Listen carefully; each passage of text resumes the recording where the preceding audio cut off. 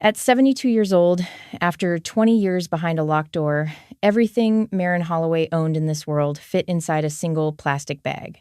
$87, a driver's license that had expired a decade ago, a comb missing half its teeth, and one brass key, worn smooth, tarnished dark, the key to a house her whole town believed had rotted into the ground.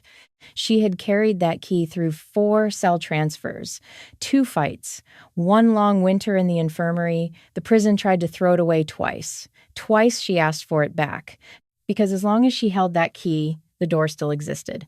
And as long as the door existed, there was a chance someone might still be on the other side. But here is what Marin did not know. That cold morning, the gates swung open. She did not know that the lights inside that house were still burning. She did not know who had kept them on. And she did not know that what waited behind her own front door would shatter every story she had told herself for 20 years.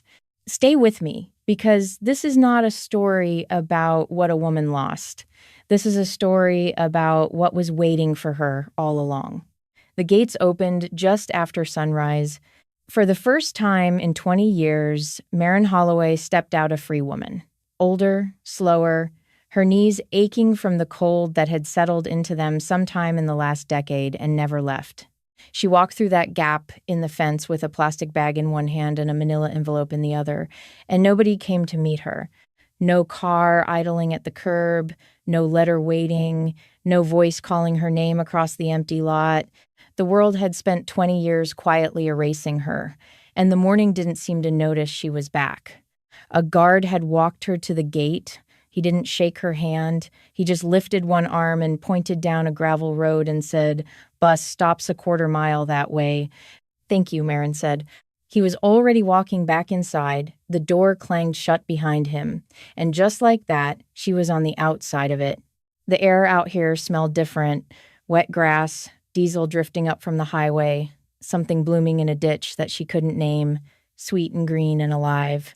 For 20 years, everything had smelled like concrete and bleach and the breath of too many people in too small a space. She had forgotten the world had other options.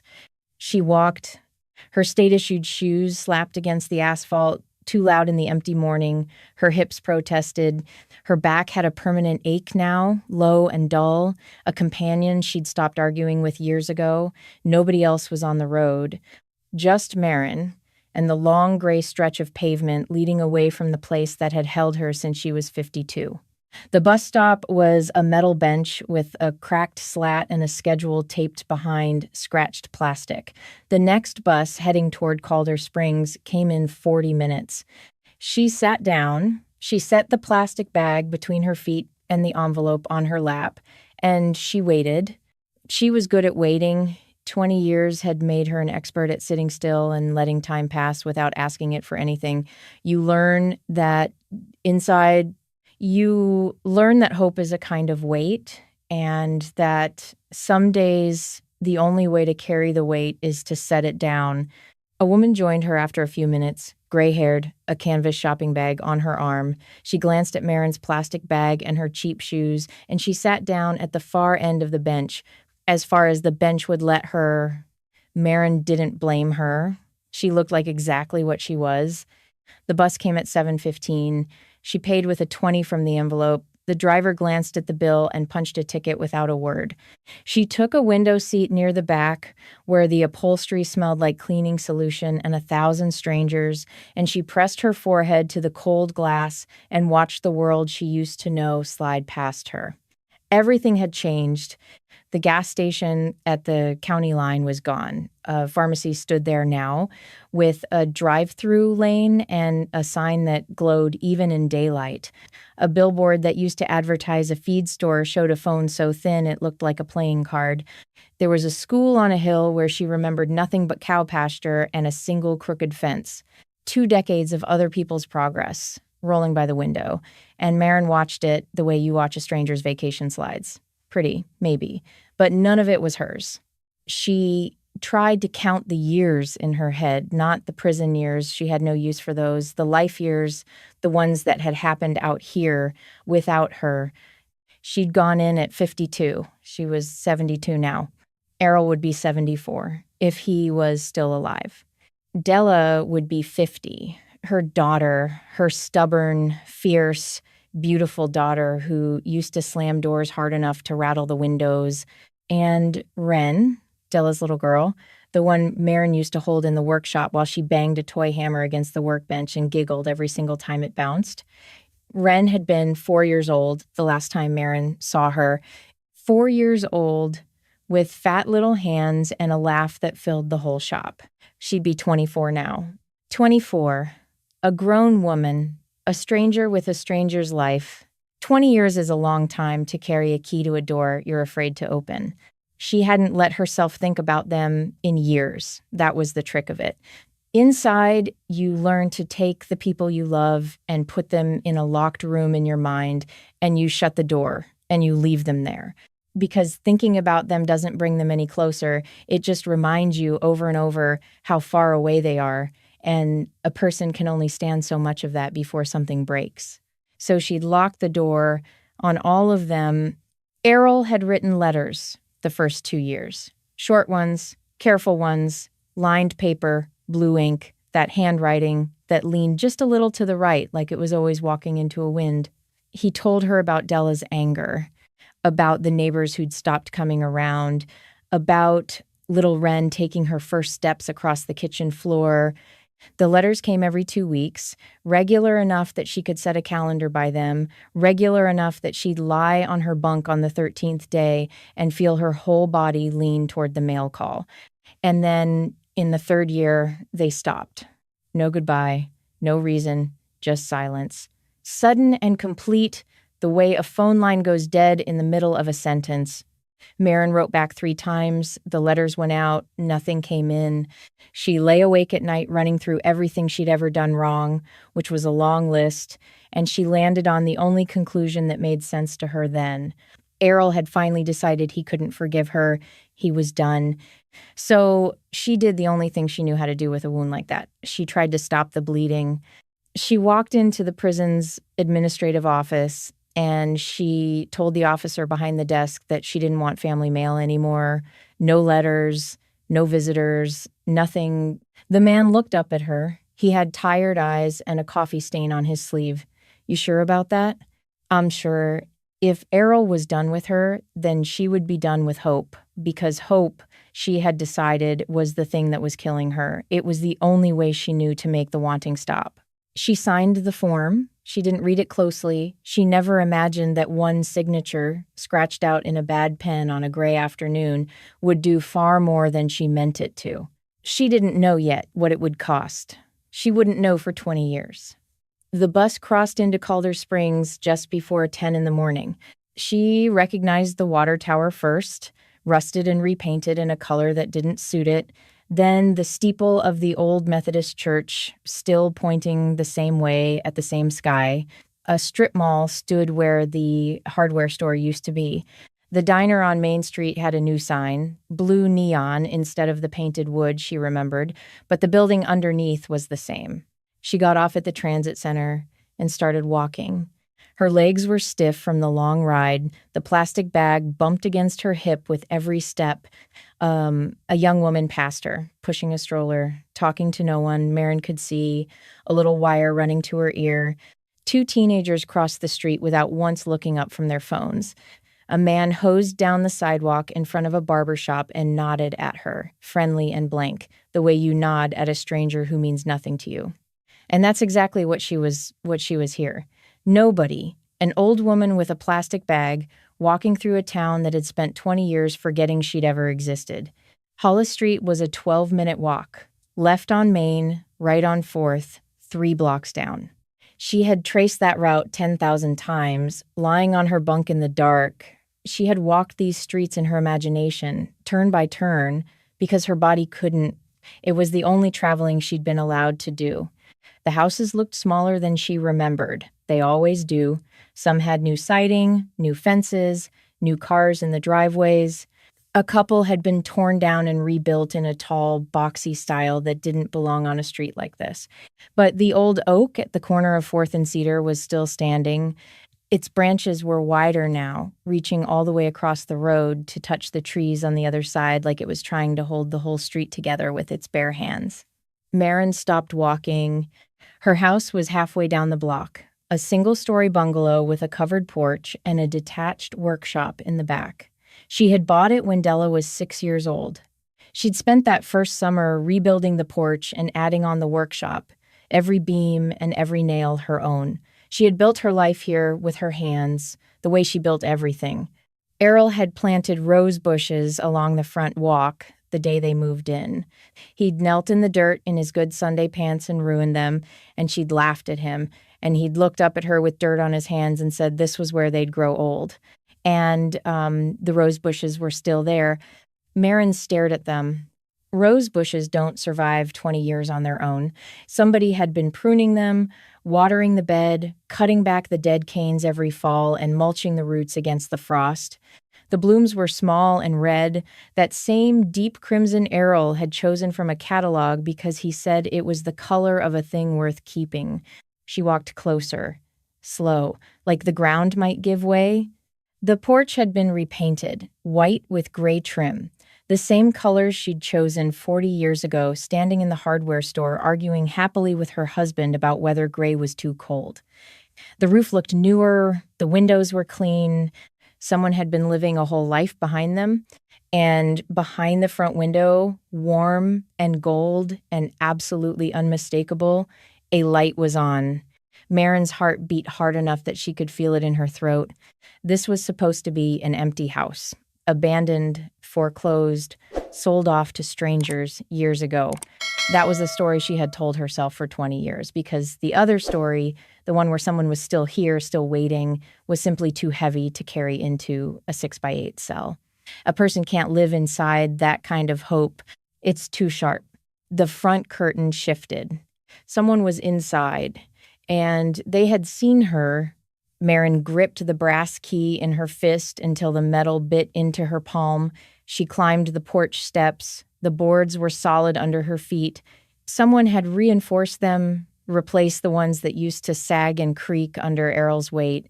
She stood at the door, and she listened. A child's voice, high and bright, saying something she couldn't make out. The clink of a mug being set down on a counter. Soft music from a radio, the kind of station that plays the songs you grew up on.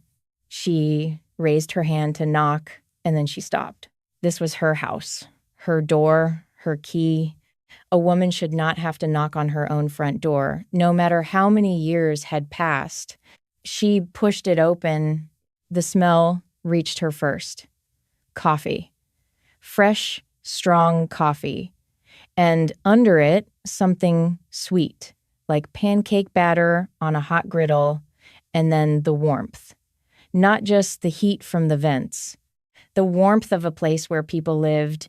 The house was breathing. Somebody had been cooking breakfast in it not 10 minutes ago. A young woman sat at the kitchen table, a mug cradled in both her hands, a book open beside it, dark hair pulled back from her face. And when she lifted her eyes and looked at Marin standing in the doorway, those eyes sent a jolt straight through Marin's chest that nearly took her knees out from under her. Errol's eyes, dark and steady and direct, eyes that didn't flinch. At the young woman's feet, a small boy lay on his belly on the linoleum, a fistful of crayons in one hand, drawing on a sheet of paper with the fierce, total concentration only a very small child can give to anything. The young woman did not scream. She did not reach for a phone. She set her mug down, slow and careful, and she studied Marin. Her face, her cheap state-issued shoes, the plastic bag hanging from one hand, the key clenched white-knuckled in the other. "You must be Marin," she said. Marin opened her mouth. Nothing came out. She stood in the doorway of her own house, holding everything she owned in the world in one plastic bag, and her voice simply would not work. "Come in," the young woman said. Her voice was calm, almost gentle. "Close the door. You're letting the cold in." Marin stepped inside. The door clicked shut behind her. The boy looked up from his drawing and stared at her with wide brown eyes. No fear in them, no confusion, just the clear, open curiosity of a 3-year-old meeting somebody brand new. "Who are you?" Marin managed. Her voice came out like sandpaper, dragged over old wood. She hadn't said more than 10 words to anyone since the guard told her goodbye. "My name is Wren," the young woman said. She watched Marin's face as she said it, waiting for something to land. "Della was my mother." The words came at her one at a time, like stones dropped into still water. Della was my mother. A memory rose up slow from somewhere deep, the way a thing rises when it's been underwater a long time. Errol's handwriting, one of the early letters Della had the baby. A girl, they named her Wren. She has your eyes, Marin. "You're Della's daughter," Marin said. "You're my granddaughter." "I am." Marin looked at her, and then she looked past her, searching, trying to find the 4-year-old with the toy hammer somewhere in this grown woman's face. She couldn't. 20 years was too long. The baby was gone, the way everything she'd left behind was gone, but Errol's eyes were there, looking back at her out of a new face, and Della's jaw, and something in the way Wren held herself straight-backed and unafraid. That brought Marin's whole vanished life rushing up into her throat. "And who's this?" Marin asked, her eyes dropping to the boy. "This is Asa, my son." Wren reached down and smoothed his hair without ever taking her eyes off Marin. "He's 3. "Great-grandma," the boy said to himself, trying the word on like a hat too big for him. He held his drawing up off the floor. "I drew a house." Marin's throat closed tight. "That's a good house," she whispered. She looked around the kitchen. Her kitchen. The cabinets were the same pale yellow Errol had picked from a catalog 30 years ago over her objections, and been right about. The curtain rod above the sink was one she'd installed herself on a stepladder while he held her ankles and pretended she might fall. The table where Wren sat was the one Marin had built during their first year in this house. Solid oak, dovetailed corners she'd cut by hand, a scratch near the edge where Della had dragged a fork across it in a tantrum when she was 9 years old. Everything was clean, cared for, lived in. This was not a house that had been sitting empty. This was a house that someone had taken care of, week after week, year after year. Through every season, Marin had spent staring at a concrete ceiling. I want you to stop with me for just a moment. Picture it. A woman who spent 20 years certain she'd been wiped off the face of the earth, and she walks through her own front door, and the light is on, and the coffee is hot, and her grown granddaughter is sitting at the very table she built with her own 2 hands. If you have ever walked back into a place you were sure you'd lost forever, type the word home in the comments right now. I want to see it. And then stay with me, because the truth that Wren is about to tell this woman is going to break your heart wide open. I promise you that. "How long have you been here?" Marin asked. "In this house?" "Since I was about 12. Wren's hands tightened a little around her mug after Grandpa Errol passed. Marin's breath stopped in her chest. Errol passed. She had spent 20 years not knowing, and now she knew, in 3 words, across a kitchen table with coffee going cold in front of her. "There's a lot you don't know, Grandma," Wren said softly. "About Grandpa, about my mom, about what happened in this house while you were gone, and I'm going to tell you all of it." But not standing up, Marin pulled out the chair across from her and sat down hard. Her legs felt like they belonged to somebody else. She set the plastic bag on the floor beside her feet, and she placed the brass key on the table between them, where they could both see it. And that was when she saw the wall behind Wren's head. A photograph hung there in a wooden frame Marin had built herself 30 years ago for an anniversary. She remembered cutting the miters. She remembered Errol's face when she gave it to him. And inside that frame now was a picture she had never seen. Della, older than the daughter Marin remembered, gray coming in at her temples, fine lines fanning out from the corners of her eyes, sitting on the front porch of this house with a little girl on her lap, the child's arms thrown around her neck. Both of them caught mid-laugh. Della looked happy. Her daughter had grown old enough to go gray. Her daughter had had a whole life out here, full of porches and laughter and a little girl, and Marin had missed every minute of it.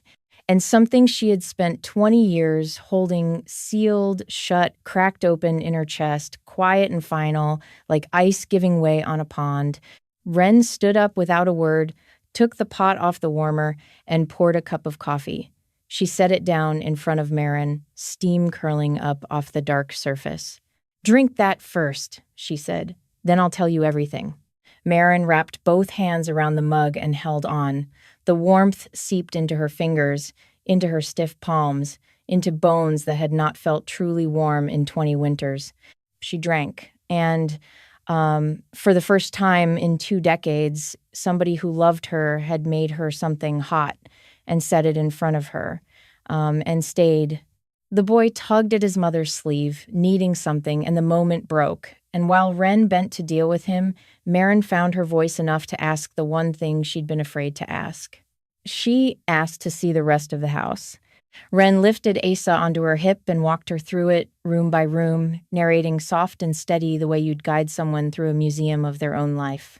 The living room, with Errol's old rocking chair still in its place by the window, the bookshelf Marin had built, still holding the same cracked paperbacks she'd left behind, plus a whole new row of children's books on the bottom shelf, spines worn soft from small hands. The carpet was new, but Wren said the hardwood underneath was the original. Della had refinished it herself, on her knees, one summer. The hallway was lined with framed photographs, a whole life scrolling past Marin on the wall, Della as a young woman, Della going gray, and Wren, at every age, Marin had missed. Wren as a baby. Wren at 5 in a Halloween costume. Wren at 8 gripping a softball bat like she meant to hurt someone with it. Wren at 16 sitting on these very porch steps. Marin had to stop and put her hand against the wall. And then they came to the back door, and Marin stepped outside, and the cold, clean air hit her in the face. She crossed the yard, and her feet found the path without being told. The same path she'd worn into the grass over decades of walking it, still there after all this time. The workshop door had a padlock on it, but the padlock was hanging open. She pulled the door wide, and the smell stopped her cold in the doorway. Sawdust, old wood, linseed oil. It smelled exactly the way it had on the last morning she'd ever stood in it 20 years ago, building a bookcase for Della's first apartment, while little Wren sat on the floor banging her toy hammer against a block of scrap. Her tools hung on the pegboard along the back wall, every single one in its place, her hand planes, her chisels lined up by size, her set of carving gouges, the ones Errol had saved up to buy her for her 40th birthday. They were clean, oiled, the edges catching the gray morning light, sharp. Somebody had been maintaining them.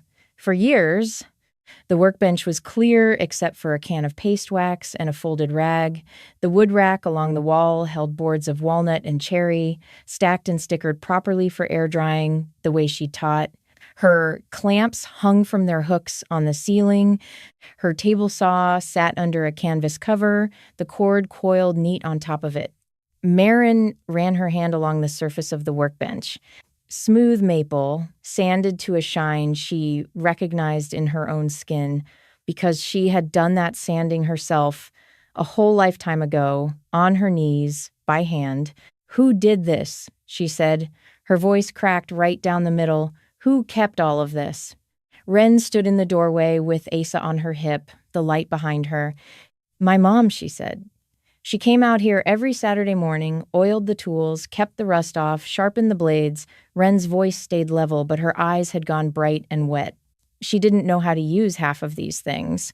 She told me once she couldn't tell a chisel from a screwdriver, but she learned how to take care of them anyway. "Why?" Marin whispered. The word barely made it out. "Because she knew you'd need them when you came home." Marin gripped the edge of the workbench with both hands. Her shoulders shook, one hard time. She held on, and she held it in, the way she'd held everything in for 20 years. Wren didn't step forward. She didn't try to hush her or hold her. She just stood there in the doorway and let the old woman have her moment, alone, in the place she had built with her own hands and lost. That night, Marin lay in a bed she hadn't slept in for 20 years, under a roof. Somebody had loved her enough to keep mended over her head. She stared at the ceiling in the dark, and she understood one terrible, beautiful thing all the way down to the bottom of herself.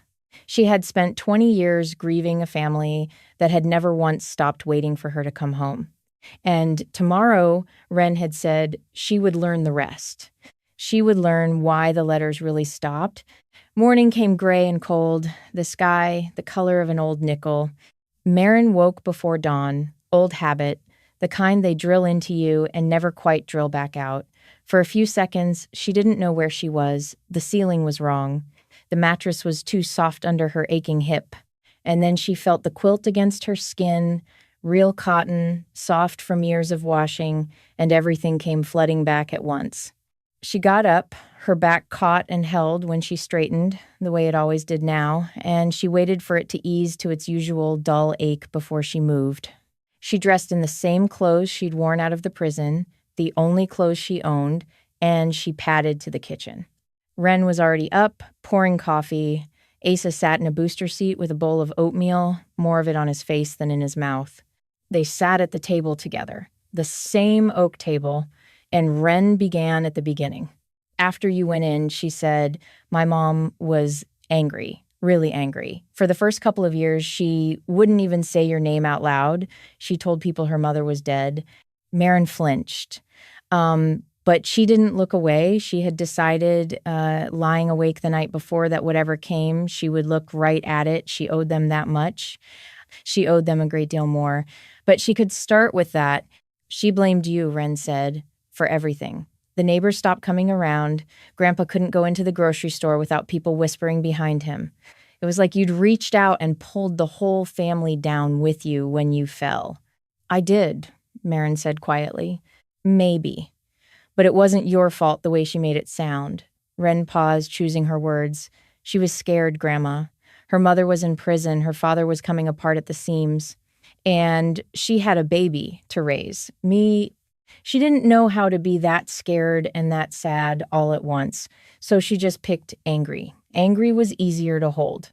Maren looked down at her own hands. They surprised her every time she really looked at them. Thick knuckles, joints gone, stiff and knotted, brown spots she didn't remember earning. The hands of a 72-year-old woman who had not held a tool in 20 years. What about Errol? She asked. The name was hard to say. It had been locked in that room in her mind for so long. What happened after the letters stopped? Wren set her mug down. She laid both palms flat on the table, and Maren could see her brace herself the way you brace before you step into cold water. 3 years after you went in, Wren said, Grandpa had a stroke. Maren went very still. A bad one. He was alone in this kitchen when it happened, right here where we're sitting. Inez, the neighbor across the street, she heard something crash through her kitchen window and she came running. She found him on the floor. He was conscious, but he couldn't move his right side and he couldn't speak. She called the ambulance and she stayed on the floor with him, holding his good hand until it came. Maren's mouth opened, then closed. There were no words in it. He lost most of the use of his right hand, Wren said, and he lost his speech. Not his mind, Grandma. That's the part you have to understand. His mind was all there. He could understand every word anybody said to him. He just couldn't get the words back out. The doctors had a name for it, expressive aphasia. The thoughts were all there. The door to let them out was just locked. He couldn't write, Maren said. Her voice was barely a thread. No, he couldn't hold a pen, not with his right hand. And his left had never been any good for it. Wren's eyes were wet now, and she let them be. That's why the letters stopped, Grandma. That's the whole reason. He didn't give up on you. He never gave up on you. His body gave up on him.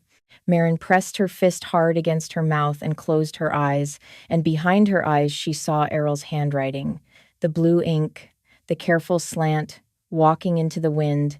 The way he always signed off the same 2 words at the bottom of every single letter. For 17 years, she had believed that he chose to stop, that he had sat down one evening at this very table and decided she was no longer worth the ink or the stamp or the short walk to the mailbox at the end of Hollis Street. And the whole time, he had been lying on this kitchen floor, unable to call out her name. Who took care of him? Marin asked. My mom did. Ren said it plainly, because it was a plain thing, a true thing, the truest thing she knew. She was teaching second grade at the elementary school. She loved that job. She quit it. She moved back into this house and she took care of him full time. She did it for 5 years, Grandma. She bathed him, fed him, read to him every night, did his therapy exercises with him on the living room floor. Marin swallowed hard against the thing rising in her throat. Her daughter, the daughter she had spent 20 years imagining hated her, had given up half a decade of her own life to nurse her father through the worst years of his. While Marin sat in a cell behind a wall she'd built herself, certain she'd been forgotten. And you, Marin asked, where were you through all of that? I was right here. Ren smiled, just a little, the memory softening her face. I grew up in this living room. Mom would set me up with toys on the rug while she worked with Grandpa on his exercises. I learned to walk in this house, Grandma, right there. She nodded toward the doorway. Grandpa couldn't talk to me, but he'd take my hand and he'd squeeze it. We had a code. 1 squeeze meant yes, 2 squeezes meant no. Her voice caught. And 3 squeezes meant I love you. He must have said it to me 10 times a day. Marin's eyes burned. She let them. There's something I need to show you, Ren said. She got up and reached into the cabinet above the refrigerator and brought down a small wooden box with a brass latch. She set it on the table. She looked at Marin for a long second, and then she opened it. Inside were sheets of paper, dozens of them, some lined, some torn raggedly from notebooks, some were just the backs of envelopes, the unmarked side. And on every single one, in a handwriting Marin did not recognize, were words. Shaky, crooked letters that wobbled and overlapped and sometimes ran right off the edge of the page entirely. Maren, that was the first sheet, just her name, over and over and over. His left hand, Marin said. His left hand, Ren said. He couldn't make it work right. He'd press so hard the pen would tear the paper, but he never stopped trying to reach you. Every few days, Mom said, for years. Marin picked up the sheets one at a time, with hands that had begun to shake. On some, Errol had only managed her name. On others, he'd fought his way further. Come, home on one, the letters huge and staggering, miss you on another.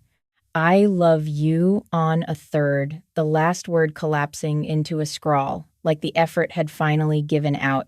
Each page was a battle, a man trapped inside his own body, throwing himself again and again against the locked door, trying to get one single word across the miles and the years and the silence to the woman he loved. And not one of them had ever been mailed. He couldn't address an envelope. He couldn't walk to the mailbox. So he wrote them with his ruined left hand, and he folded them, and he put them in this box. And the box had sat in his nightstand drawer until the day he died. He passed 12 years ago, Ren said, in his sleep.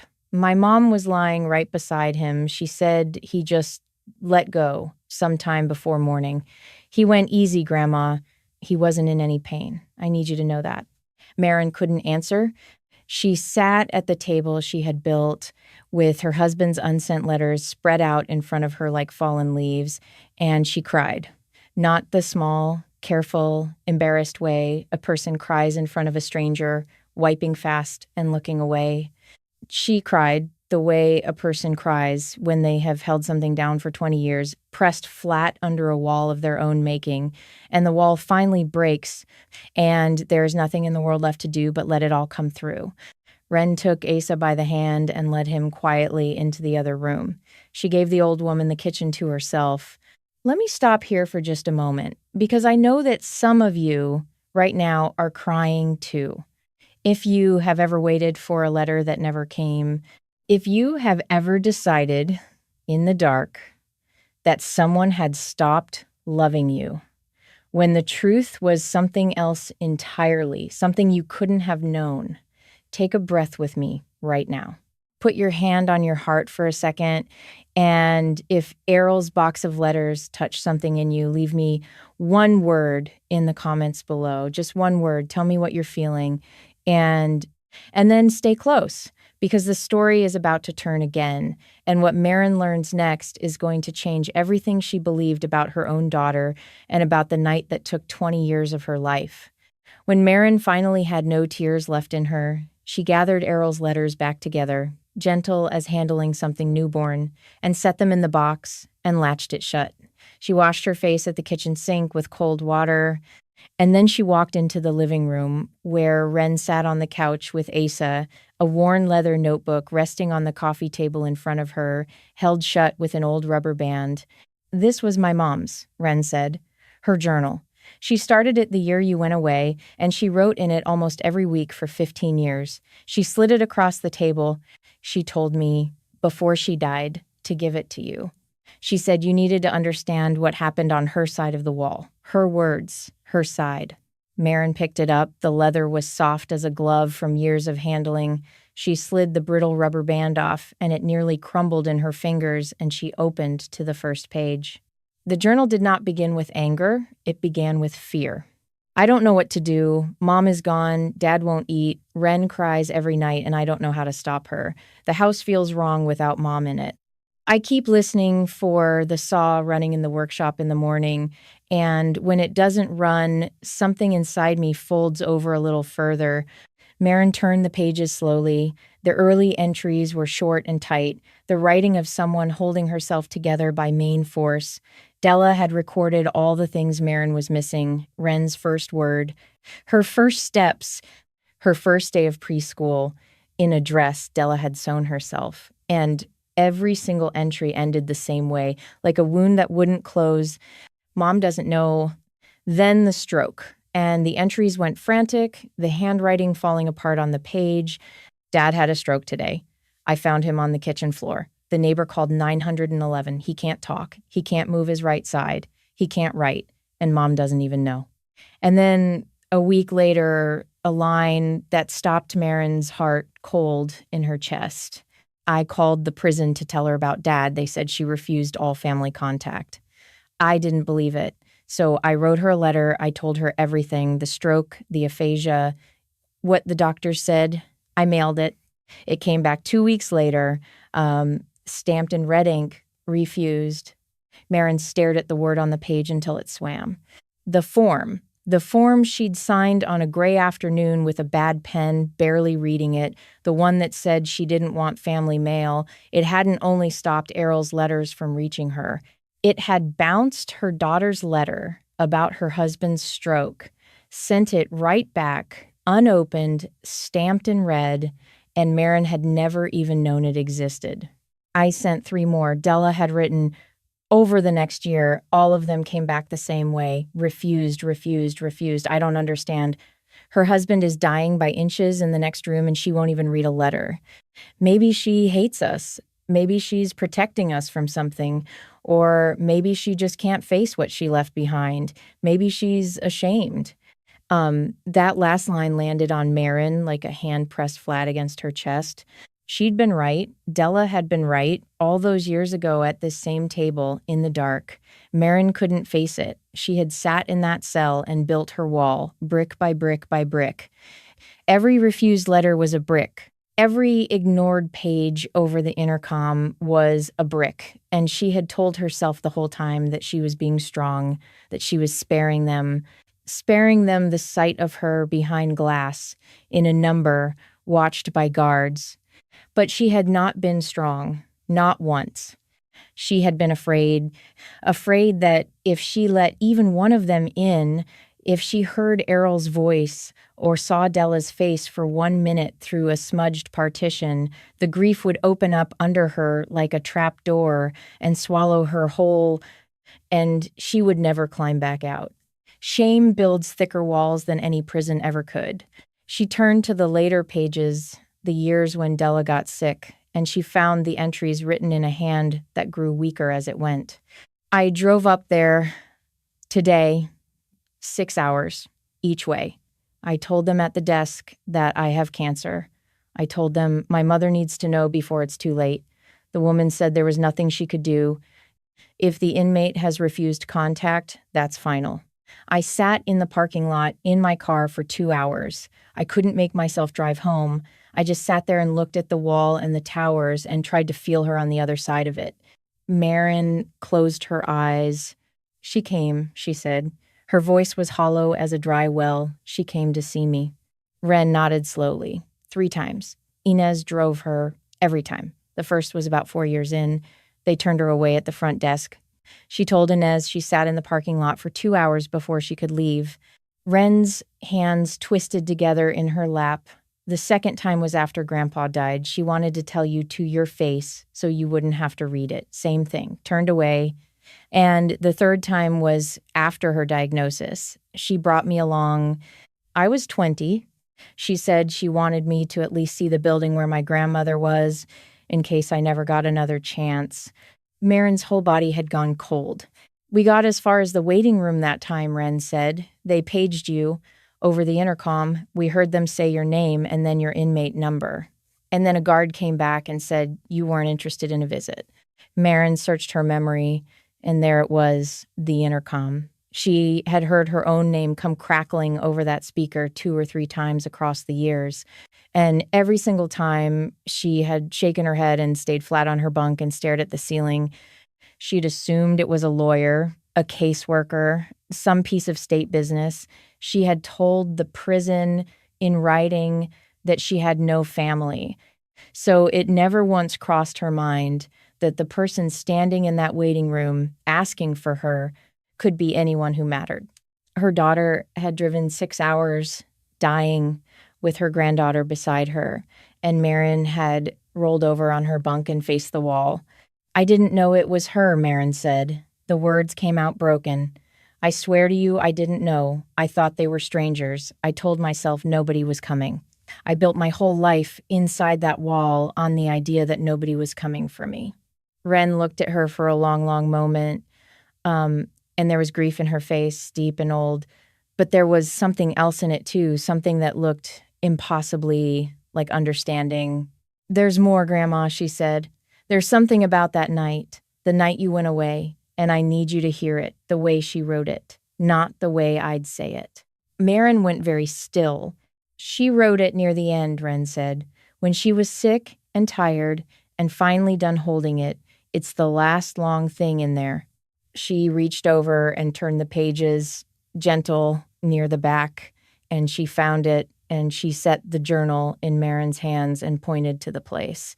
Marin read, I have carried this for 20 years and I cannot carry it into the ground with me. So I am setting it down here where it can't be taken back. The truth is, it should have been me. That man came after me that night. He'd followed me out of the diner after close, furious about something, drunk and getting drunker. And he got his hands around my throat in the parking lot before I even understood what was happening. Ren was home with Dad, thank God.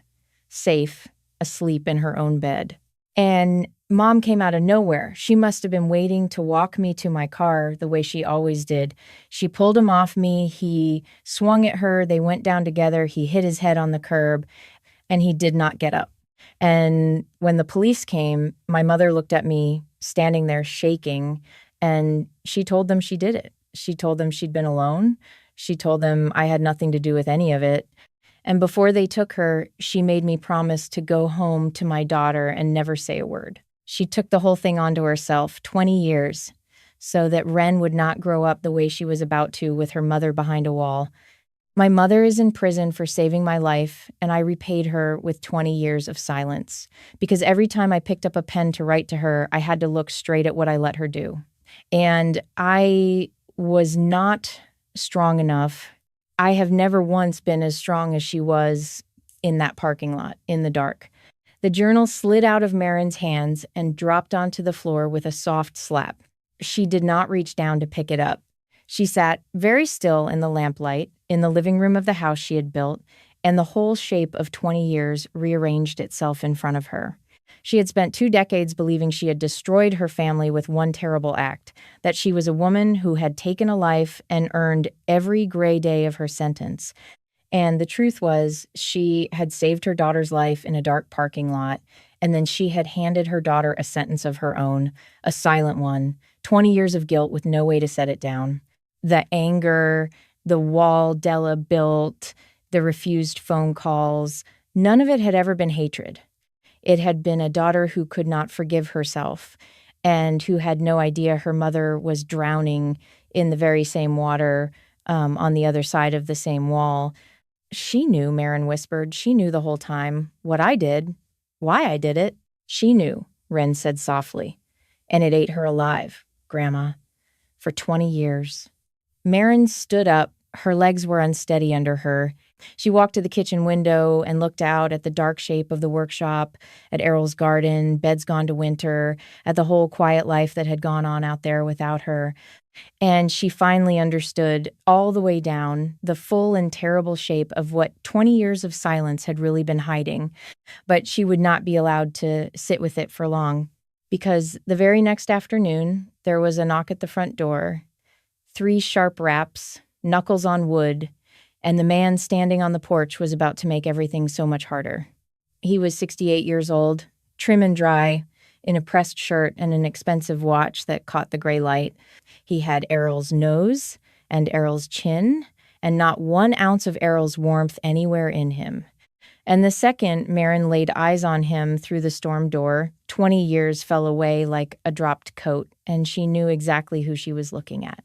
Royce, she said, Errol's younger brother, the one who had resented Errol his whole life long for the house, for Della, for the simple, unforgivable crime of being a man who was easy to love, the one who had stood up in that courtroom 20 years ago and called this house a falling down dump, loud enough that the whole gallery turned to look Marin. He looked her up and down through the glass, taking slow inventory of the prison shoes and the worn-out clothes, and he let her see him do it. I heard you were back. I won't insult you by pretending I'm glad. What do you want, Royce? To talk a little business. He glanced past her shoulder into the house the exact way a man appraises a thing he has already decided to own. Now, you may not be aware, having just gotten back and all, but the property taxes on this house haven't been paid in quite some time. There's a lien on it, a substantial one. And as it happens, I'm in a position to make all that trouble disappear. For the right arrangement, Wren stepped up behind Marin Asa on her hip, and her jaw was set hard. We've been managing the taxes, Wren said. Don't listen to a word of it, Grandma. But Royce only smiled. And in that smile, Marin saw something she had seen on men's faces her whole long life. The easy, bottomless certainty of someone who believes that an old woman is too tired, too poor, and too small to ever fight him and win. Talk it over, Royce said. He slid a business card onto the porch railing and tapped it once with 1 finger. But don't take all month. These things have deadlines, and deadlines don't care about anybody's feelings. He turned to go. And then he paused just for effect, the way a man does when he's enjoying himself. It really is a shame. All this fuss over a house that was never even worth saving. He walked down the steps and crossed the street to a car that had cost more than the house ever had, and he drove away. Marin picked the card up off the railing, and she noticed, with something close to surprise, that her hands had stopped shaking. We are going to take a breath right here, because the fight is just getting started. You've just met the man who wants to take everything this family has left, and I want to hear from you. What would you do if you were Marin, 72 years old, just home, with almost nothing to your name? Would you sign his paper and walk away? Or would you stand in that doorway and fight him with every last thing you had? Tell me in the comments. I read them. And then stay close. Because what Errol Holloway hid out in that workshop, before the stroke ever took his voice, is going to change this whole story. That evening, after Asa was bathed and asleep, Wren finally told Marin the rest of the truth, the part she'd been carrying alone. The lien was real. Della had set money aside before she died, enough to keep the house safe for a few years, but the cancer had been long and the medical bills had been merciless, and the money was almost gone now. And the back taxes had been quietly piling up faster than Wren could pay them down on a diner waitress's tips and the little bit she could spare while studying for her nursing school entrance exams at night at this kitchen table after Asa went to bed. I didn't want to put it on you on your first day home, Wren said, but he's been circling for months. Him and some developer from out of town. They want the whole block. Every lot on this side of Hollis, and ours is the one piece they can't seem to do without. Why ours? Marin asked. I don't know. There's something about our land specifically. Royce won't say what, but whatever it is, he wants it badly enough to drive over here and lie to your face about the taxes just to scare us into selling cheap. Marin sat with that for a long time, turning it over in the dark kitchen, and then she stood up, took the old lantern down from its shelf by the back door, and walked out to the workshop alone, into the cold. She didn't know what she was looking for. She only knew one thing for certain. Errol had spent the last working years of his life out in that shop alone with a body that had locked his words away, and Errol Holloway had never, in 40 years of marriage, done a single thing without a reason for it.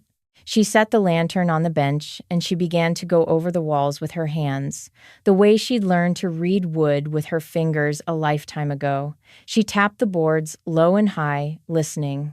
Solid, solid, solid. And then, back behind the wood rack, in the corner where the shadows pooled deepest, she heard it. A hollow echo, different from all the rest, empty space behind it. She knelt down, her knees screamed at her, both of them, and she ignored them. She pressed and pushed and ran her fingertips along the boards, and for a long while nothing happened, and the cold worked into her joints, and she very nearly gave up. Very nearly told herself she was a foolish old woman chasing sounds in the dark. And then her thumb caught on a seam that shouldn't have been there, and just above it, a small carved mark, nearly worn smooth, almost gone.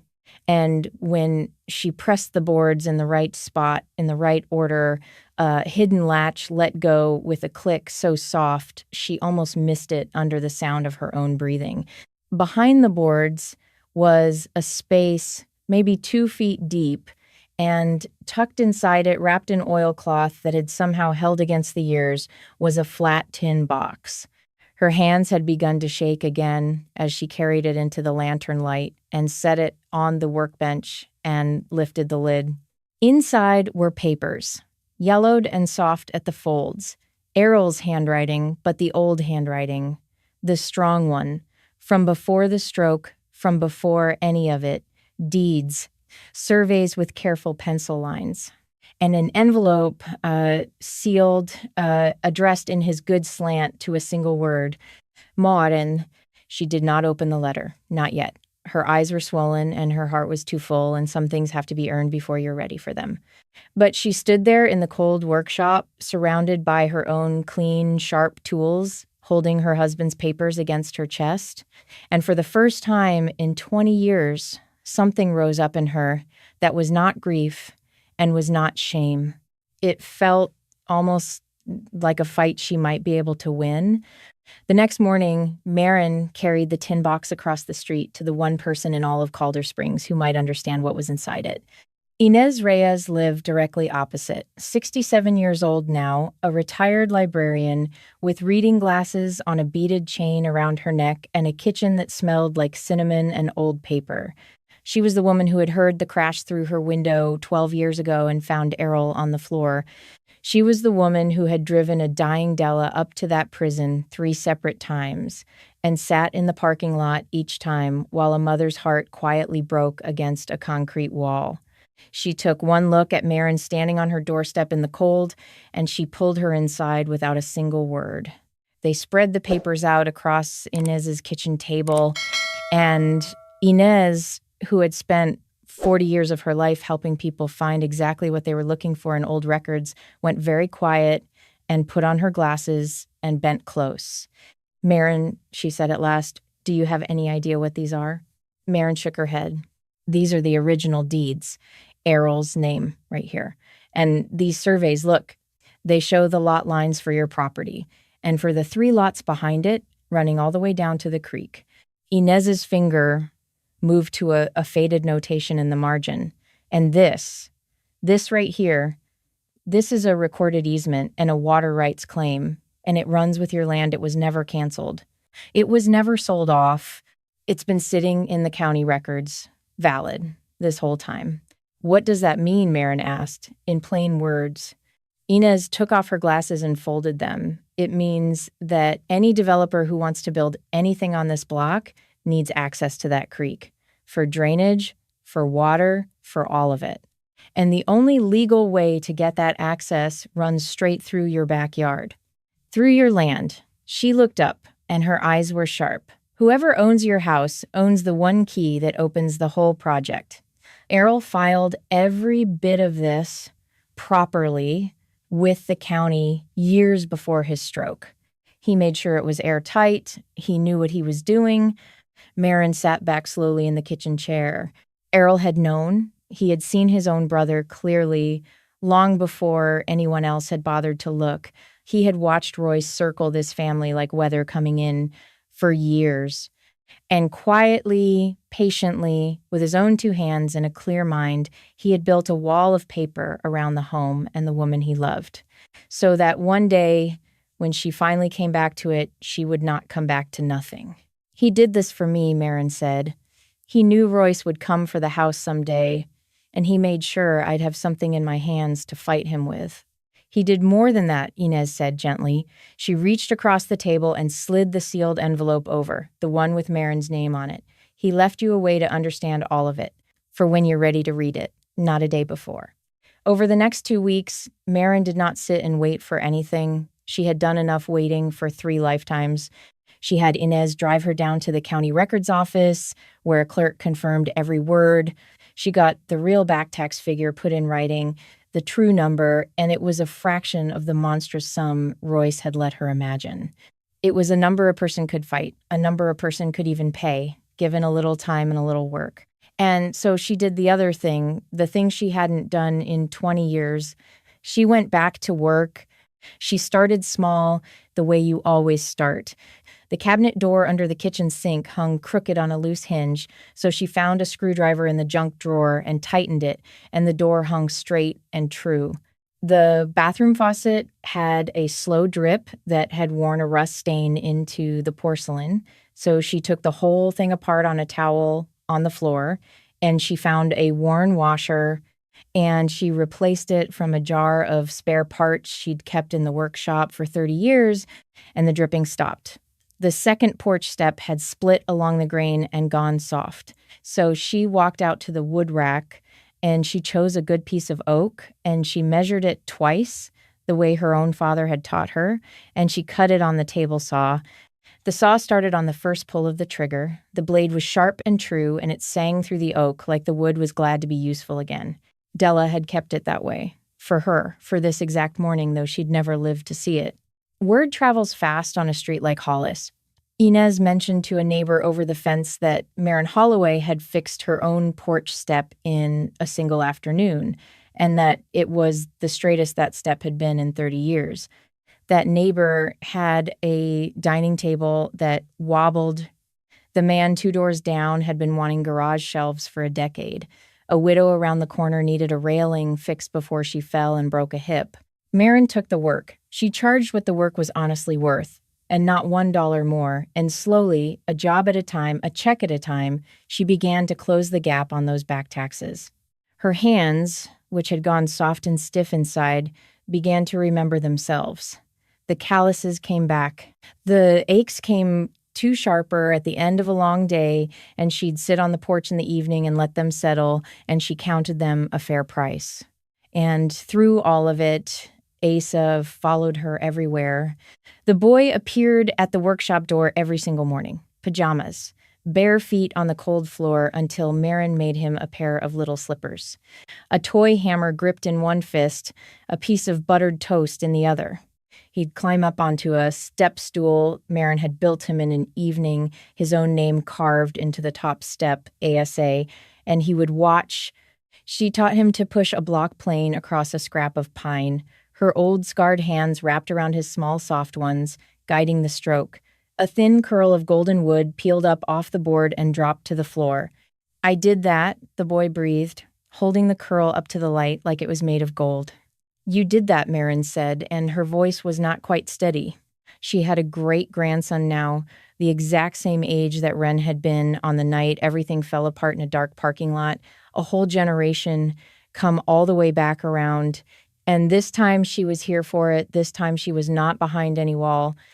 One afternoon, walking home from the hardware store with a bag of sandpaper, Marin saw a young man standing on the corner of 4th and Hollis, maybe 28, thin in the way that comes from worry, not from running, wearing clothes that didn't quite fit him right, carrying a brand new backpack, looking down at a piece of paper in his hand, then up at the street signs, then back down at the paper. Marin knew that look. She had worn it herself exactly 3 weeks ago on the day she came home. She crossed the street to him. "You lost?" He flinched. Hard, the flinch of a man braced for the world to be unkind. "No, I'm looking for my sister's place. She's supposed to live around here. I haven't been able to reach her." "What's the address?" He told her. She pointed him 2 blocks east, past the stop sign, then left. And then she watched the way his shoulders sat. Hunched, hauled up around his ears, braced and waiting for a stranger to look at him, the way the world looks at men who have just gotten out. "I'm Marin," she said. "I just got out myself about 3 weeks ago. So you don't have to explain a single thing to me, son, not one thing." The tension went out of his whole body all at once, like a held breath finally let go. "Toby," he said. "Toby Pratt, thank you, really." She walked him the 2 blocks to his sister's street, slow on her aching hips, and she didn't mind it. She told him about the diner on Main where Wren worked the breakfast shift, and which hardware store would order a part without making you feel like a criminal for asking, and small, practical things, the kind of things she'd have given anything for somebody to have told her on her own first day back. When they reached the house, the porch light was burning, even in the afternoon. "Looks like somebody's home," Marin said. Toby nodded, and for a second, he couldn't speak at all. "You're not dangerous," Marin told him. "You're lost. And those are 2 different things, no matter what anybody's face tells you. Lost, a person can come back from." She watched him walk up the steps. She saw the front door open before he even knocked, and a woman's voice cry out, and arms go around him. And she stood on the sidewalk in the cold and hoped, with everything in her, that the light would keep right on burning for that boy, the way one had all along for her. That night, when the house was quiet, Marin finally opened Errol's letter. She sat in his rocking chair in the soft gold light of the lamp with the green glass shade, the one they'd bought together at an estate sale the year they married, and she read the last words her husband ever wrote to her with a hand that still worked the way he wanted it to. It was short. He had never been a man of many words, even back when he had all of them. "Marin, if you are reading this, then you found the box, and you came home, and that means everything I have been hoping for came true after all. I always knew you'd come back. The whole town gave up on you. I never did, not for one day. I put these papers where Royce would never think to look because I know my brother and I know exactly what he turns into around a thing he wants. So use them, fight him, win. The house is yours." "It was always yours, from the first nail you ever drove into it. And so am I, still yours, always." Marin held the letter against her chest and rocked slow in the chair Errol used to sit in. And this time she did not cry. She had cried enough for a while. Instead, she felt something settle into its place inside her, quiet and certain and final, like a tenon sliding home into a mortise cut to fit it. She was not going to lose this house. But there was one more thing in the box, and it was Wren who brought it to her the very next morning before the coffee was even poured, an envelope with a single word on the front in a different hand, a woman's hand, looping and quick. "Mom." "She wrote it the week before she died," Wren said quietly. "She could barely hold the pen by then. She made me promise to give it to you when you came home. Not if you came home, Grandma, when. She was always sure, even at the end. She never once said if." Marin opened it at the kitchen table while the morning light came gray through Errol's window and her coffee went cold and forgotten at her elbow. "I was angry at you for 20 years, Mom. But I have to tell you the truth now, while I still can. The anger was never really at you. It was at myself. For letting you take my place that night. For being too much of a coward, to write to you because every letter meant looking straight at what I let you do for me. I understand now why you did it. You did it because that is exactly who you are. You step in front of the people you love every single time without stopping to count the cost. You've done it your whole life. You did it for me. So please, please do not do what I did. Don't take the time you have left and spend it punishing yourself in a cell of your own building the way I spent mine. Forgive yourself. I forgave you a long, long time ago. There was never anything to forgive, but I forgave it anyway, so that you would have it in writing. Let Ren love you. She has been waiting her whole life she kept your tools sharp. She'll keep you too if you let her. And keep the light on. We always did. Every single night, it was on for you the whole time. Marin folded the letter back along its soft creases. She held it against her chest with both hands, on top of Errol's, both of them at once, the two people she had loved most in this world reaching across death to set her free. And the thing she had been carrying for 20 years, a weight far heavier than any sentence a court ever handed down, finally began to lift. It was not guilt lifting off the shoulders of a criminal. It had never been that.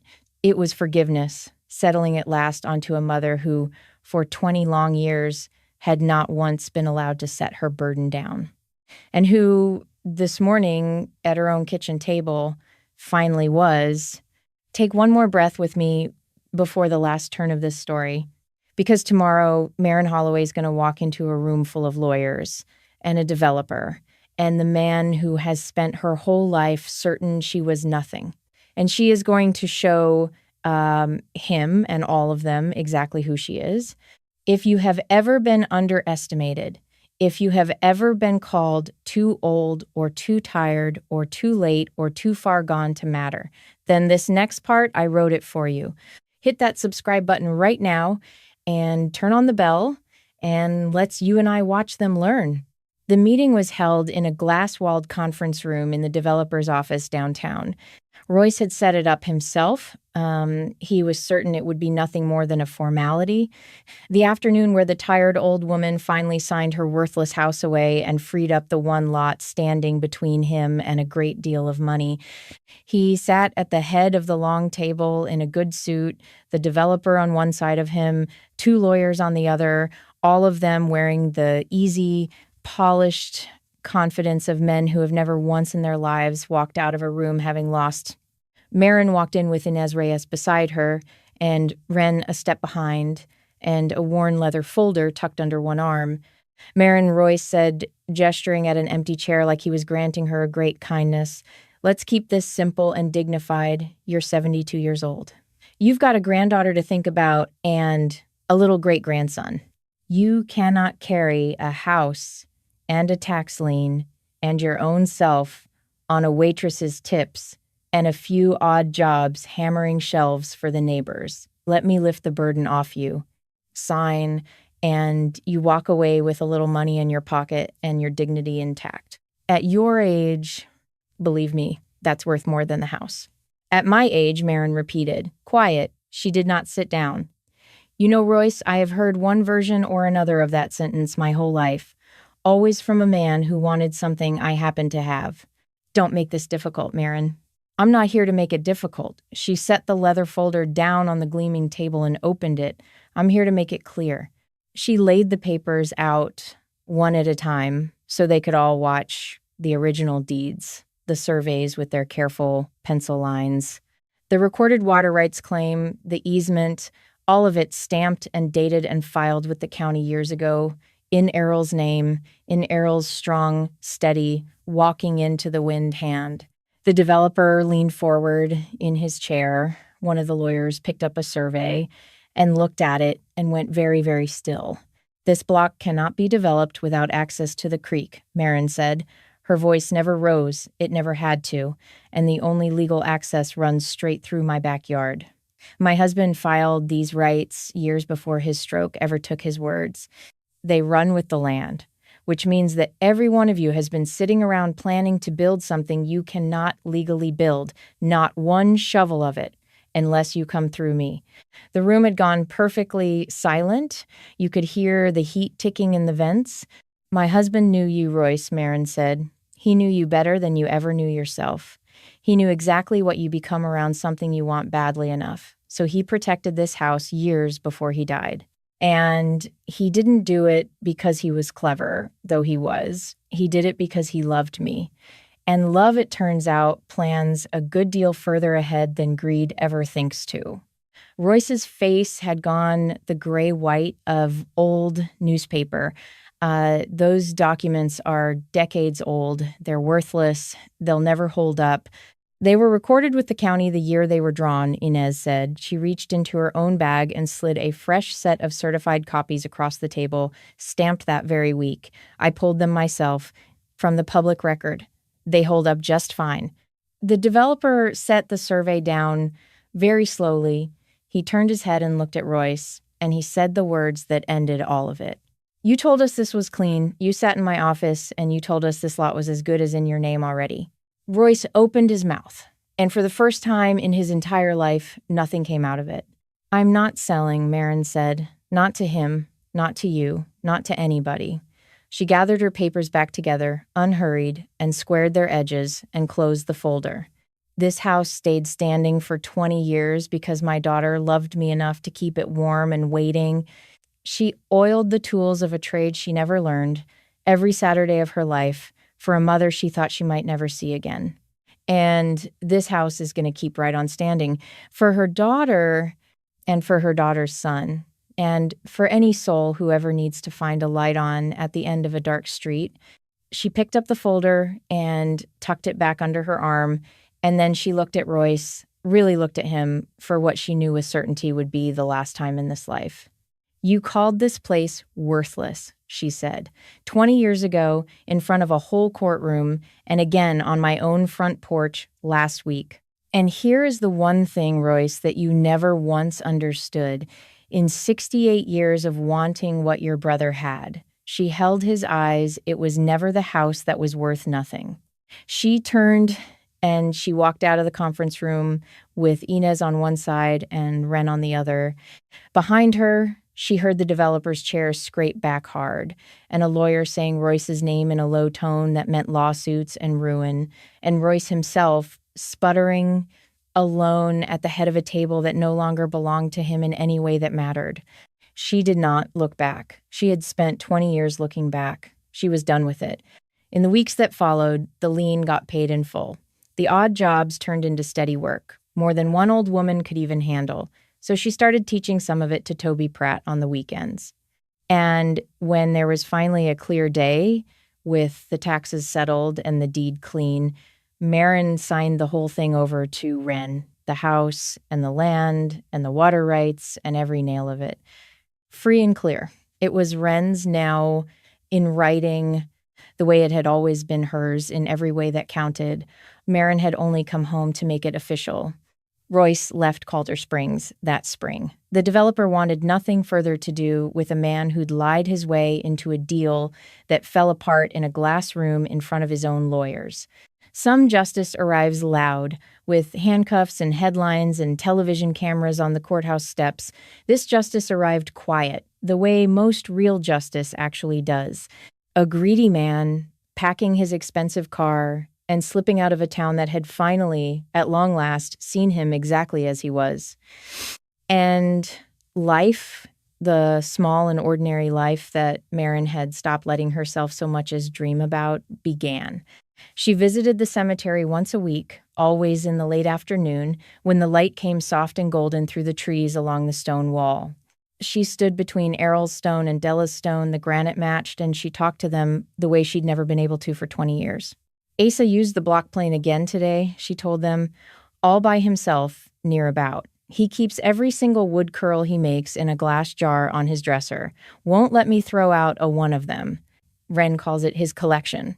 The wind moved through the new spring leaves overhead, and Ren got a 92 on her anatomy exam, called me from the school parking lot to tell me, and she was crying, happy crying. She's going to make a fine nurse, Errol. She's got your patients clean through, and every bit of Della's stubbornness. She knelt down, slow, and brushed the fallen leaves off Della's headstone with her hand. The stone had settled crooked in the soft ground over the winter, tilted just slightly. So she pressed both palms flat against it, and she pushed gentle and steady until it stood up straight and true. "I'm sorry," she told her daughter, and her voice broke, but she kept going, because some things have to be said all the way to the end. "I'm sorry I made you carry it alone all those years. You should have let me carry my own choice. It was mine to carry, baby. It was never yours." She rested her hand on the cold granite. "But you're not carrying it anymore. You hear me? I've got it now. I took it back. So you go on and rest." She touched Errol's stone last. She ran her fingers along the carved letters of his name, the way she used to run them along a finished edge to feel for any place she'd missed. "Still yours," she whispered to him. "Always." On her way out through the east gate, she stopped because Toby Pratt was there, standing at a grave near the wall, his sister beside him with a small bunch of flowers. He'd told Marin once over coffee on her porch that their mother was buried in this cemetery and that he hadn't been able to come to the funeral on account of where he'd been. He saw Marin now, and he lifted one hand. She lifted hers right back. He had stayed. He'd found steady work down at the lumberyard. The light had kept on burning for him, too. Marin walked home through streets that no longer felt like a stranger's. The evening air smelled like somebody's charcoal grill and cut grass, and spring finally arriving for good. Her house came into view at the end of the block, and the porch light was on. It was always on. Wren left it burning from dusk until the moment Marin came up the walk, every single evening, without one exception. The way her mother had taught her, the way her grandfather had asked in 3 squeezes of a hand, 10 times a day. Inside, Wren was at the kitchen table, her textbooks spread around her in a fan, a yellow highlighter in one hand and a mug of tea going cold and forgotten by her elbow. Asa was asleep on the couch, his head on a throw pillow, one arm flung off the edge, his toy hammer fallen on the rug beneath his open, slack little hand. Marin stood in the doorway and looked at the two of them. Her granddaughter, up late, building a life with her own mind the way Marin had built one with her hands. Her great-grandson, dreaming, whatever it is that 3-year-olds dream. The kitchen, warm and gold and lit. The oak table she'd built with her own hands all those years ago, scratched and used and holding up just fine under the weight of a family's whole life. She crossed the room, quiet, and bent down and lifted Asa carefully off the couch, settling him against her shoulder. He stirred, but he did not wake. His small fingers curled into the fabric of her shirt and held on, the way Wren's had once, the way Della's had before that. She carried him out onto the porch. The evening was mild and soft. The roses Errol planted 40 years ago swayed gentle in the dark along the front walk, red and full and faithful. Across the street, Inez's lights were on. Down the block, somebody was walking a dog under the street lights. One by one, up and down Hollis Street, the houses turned on their porch lights until the whole street glowed soft and steady and golden in the gathering dark. Marin sat down in the porch chair with her great-grandson warm and heavy against her chest, his small heart beating slow and steady right up against her own. Taped to the inside of the front window behind her was the drawing Asa had made that very first morning. The house, the 4 stick figures of different sizes, and a 4th one, taller than the rest, standing just a little apart from the group. "You're coming home," the boy had told her, pointing at it before she'd hardly set down her plastic bag. She reached into her pocket. The brass key was there, old, worn, smooth, tarnished dark, the thing she had carried through 20 years and 4 cell transfers and 2 fights and 1 long winter in the infirmary and 1 last bus ride home. She didn't need it anymore. Wren never locked the door. She said there was no point in it. Anyone who needed to come in was already welcome. But Marin kept the key. She would keep it until the day she died, not because it opened anything, but because it reminded her of what she had so nearly thrown away. of the door she had been so terribly afraid to walk through, and of the people on the other side of it who never, not for one single day in 20 years, stopped leaving the light on for her. She closed her eyes. The evening settled down around her, quiet and warm, and for the first time since those prison gates swung open on a cold morning, she was not thinking about what she had lost, or what she had wasted, or what she could never, ever get back. She was thinking about tomorrow, about Asa at the workshop door at dawn, toy hammer in his fist, about Wren's flashcards spread across the breakfast table, about the shelves she'd promised the woman with all the cats down the street, about Errol's garden that needed turning, about the coffee that needed grinding in the morning, and the porch that needed sweeping, and all the small, ordinary, holy things that make up a life once you finally stop running from it. Marin breathed in, she breathed out, and she rested. Because home is not where you left your things. Home is where someone left the light on for you.